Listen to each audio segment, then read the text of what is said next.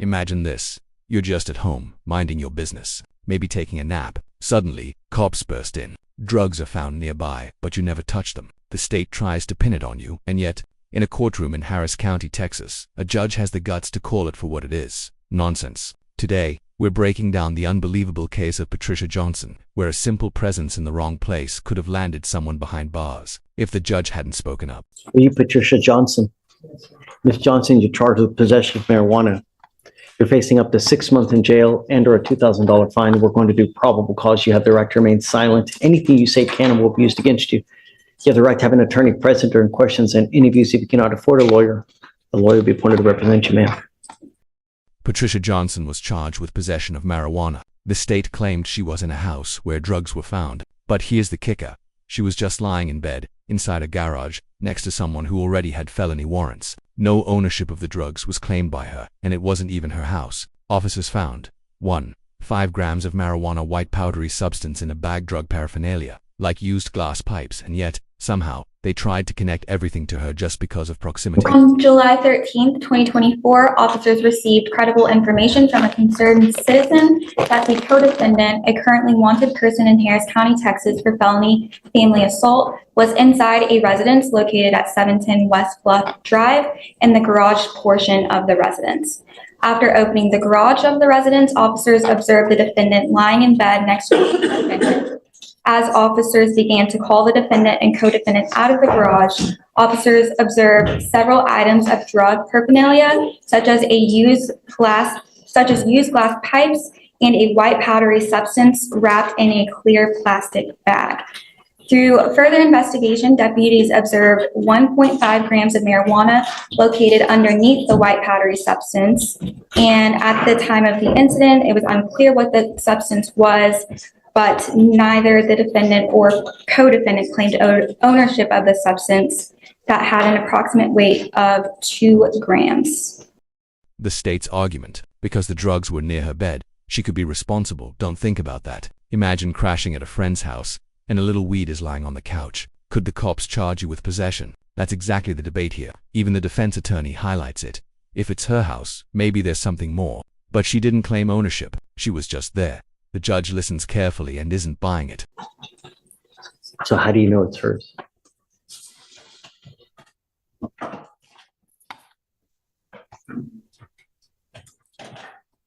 She's just at the house, right? Right, Your Honor. Is it her house? It's unclear whose house it was. It's Patricia Johnson. Ms. Johnson, just take a seat for me in the jury box. I'll be back with you here momentarily. I need to do a deeper dive on your case. You can get your stuff. So Williams is upstairs though, right? Ma'am, take a seat for me at the jury box. Are you ready? Did you read it? Yes.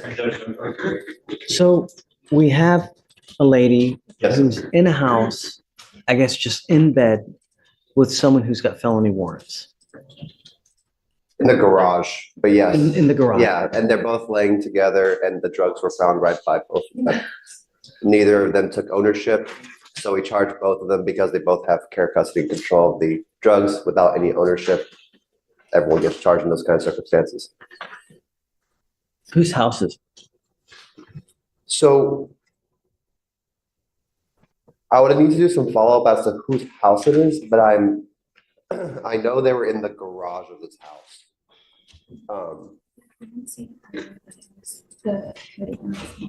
mean, if Okay. it's her house, it's one thing, but I guess from what I understand, the defendant articulated as the co-defendant's mom's, but I don't have any way of checking that right now. say that again. So she says it's the mom's? It's the co-defendant's mom's house, and they're in the garage. Oh, the house. It's her house. It's their house. Because that's like me going to your house, right? And I'm sleeping on your couch and just, there's a little weed over there. I'm just a guest. And cops bust in, they try to charge me with the weed. What? I guess the argument is because they're in close proximity, since it's right by the bed, they both have care, custody, and control of it, Judge. Yeah, And I'm not. That's the definition of it, so. Yeah, but I don't, if she had claimed ownership, if it's her house, if there's something Yeah, a little but bit if they- more. require them to claim ownership for purposes of No, I'm PCM. not saying that you have to, but I'm just saying, I just don't think it's enough. I mean, imagine I go to your house and it's the same thing, you know? So I'm crashing on your couch, just hanging out. I didn't know. Oh, yeah, okay, so we did confirm the home belongs to both parents of the co-defendant. They're both listed as the owner of the house. So the house belongs to, The co-defendant's parents. okay, I'm gonna find no PC for her. Yes, sir. Come up, Ms. Johnson.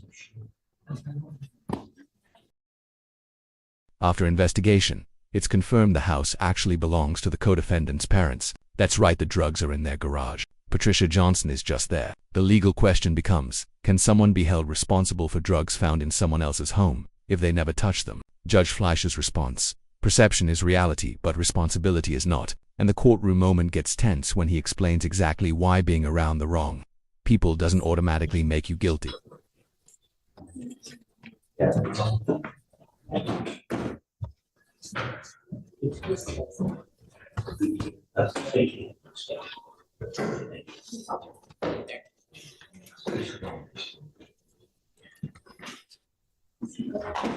As the old adage goes, when you hang with dogs, you get fleas, right? Perception is reality. I'm going to find no probable cause in your case now. All right.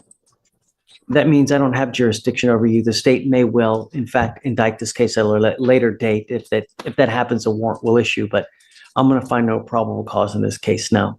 Just be careful who you spend time with and who you hang out with. You get my drift. All right, man. Good luck. You're free to go. This case shows something critical. You cannot be guilty by mere presence. Proximity to illegal activity does not automatically equal possession. Judges who understand the law can protect innocent people from overreach. Patricia Johnson walked out that day with her freedom intact, a reminder that, sometimes, the system works but only when the people in power see the truth. So the lesson: know your rights, stay informed, and understand that in a courtroom, evidence matters more than assumptions. Drop a comment below. Would you have thought she was guilty just for being there? Let's talk about it.